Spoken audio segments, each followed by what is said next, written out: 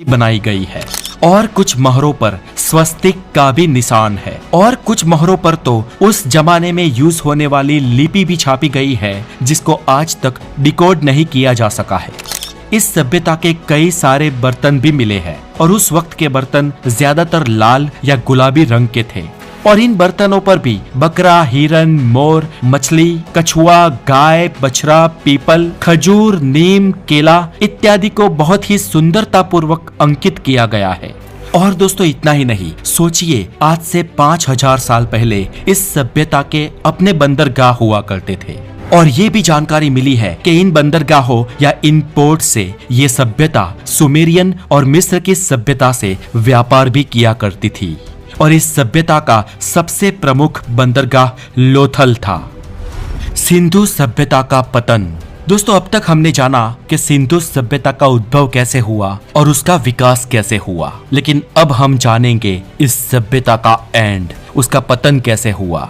क्या कारण रहे होंगे कि आखिरकार इतनी बड़ी, इतनी विकसित और इतनी फैली हुई सभ्यता का पतन हो गया। कौन सी वजह रही होगी कि ये सभ्यता जमीन दोस्त हो गई।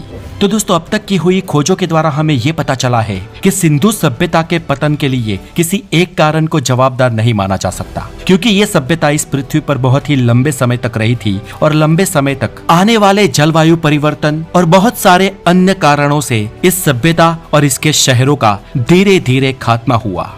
ओरेल स्टाइल नाम के एक विद्वान वैज्ञानिक का कहना है कि आज से 5000 साल पहले पश्चिमोत्तर भारत में आज के मुकाबले ज्यादा बारिश होती थी और जिसका प्रमाण उस सभ्यता की बनाई गई पक्की ईंटों की नालियां हूबहू दे रही है। लेकिन ईंटों और बर्तनों को पकाने के लिए सिंधु सभ्यता के लोग लकड़ी पर निर्भर हुआ करते थे और उन्होंने लगातार पेड़ों की कटाई की।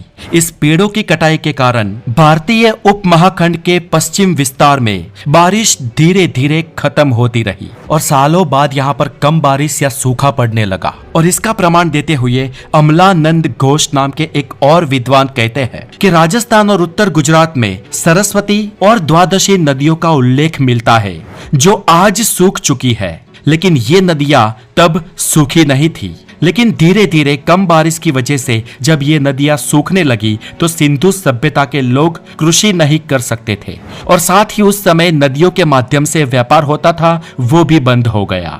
लेकिन सिर्फ मोहेंजोदड़ो के विस्तार की बात करें तो दोस्तों माना जाता है कि उसका निकंदर बाढ़ के कारण हुआ था और ऐसे विभिन्न कारणों से धीरे धीरे सालों बाद सिंधु सभ्यता नष्ट होती रही।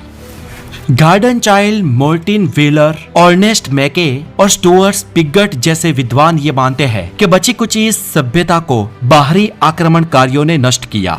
और इतना ही नहीं, इसके खात्मे का और एक कारण महामारी भी माना गया है, क्योंकि मोहेंजोदड़ो से करीब 42 कंकाल ऐसे मिले थे जो अस्त व्यस्त थे और जिसके अंतिम संस्कार भी नहीं हुए थे और जो महिलाएं, पुरुष और बच्चों के भी थे, जिन कंकालों को कलकत्ता संग्रहालय में सुरक्षित रखा गया है। माना जाता है कि ये एक साथ खात्मा जो हुआ वो किसी महामारी के कारण हुआ होगा। ऐसे दोस्तों हम देख सकते हैं कि सिंधु सभ्यता धीरे धीरे अलग अलग कारणों से नष्ट होती रही, लेकिन ऐसा भी नहीं कि संपूर्णतः सिंधु सभ्यता के सभी लोग खत्म हो गए। वो सभ्यता के लोग भारत में इस पर्टिकुलर जगह को छोड़कर कई और विस्तार में बसने चले गए और साथ ही अपनी संस्कृति को भी ले गए। और इसीलिए सांप चला जाए लेकिन उसके चिन्ह नहीं मिटते। ऐसे सिंधु संस्कृति के जो चिन्ह है, जो मान्यता है और जो सोच है, वो आज भी भारत की गंगा जमनी तहजीब में घुली हुई है।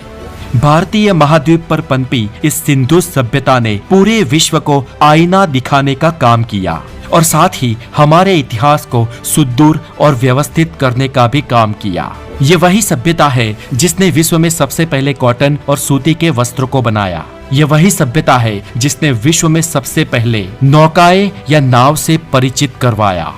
और आज हम जिस स्वस्तिक का प्रयोग करते हैं वो इसी सभ्यता की देन है।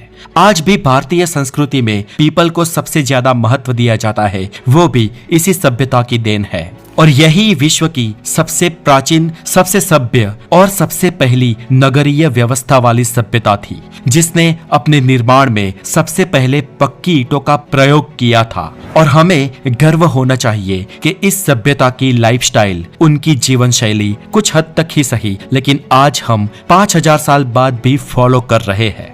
तो दोस्तों, आज के इस वीडियो में इतना ही। अगर आप इस सभ्यता के बारे में और कुछ भी जानते हैं तो हमें कमेंट बॉक्स में जरूर बताएं और इस वीडियो को हो सके उतना शेयर करें, लाइक करें और दोस्तों में साझा करें, क्योंकि हम द नॉलेज पर लेकर आते हैं आपके लिए किसी एक टॉपिक पर detailed knowledgeable video, because knowledge is everything. अगर आप यहाँ पर नए हैं तो हमें सब्सक्राइब जरूर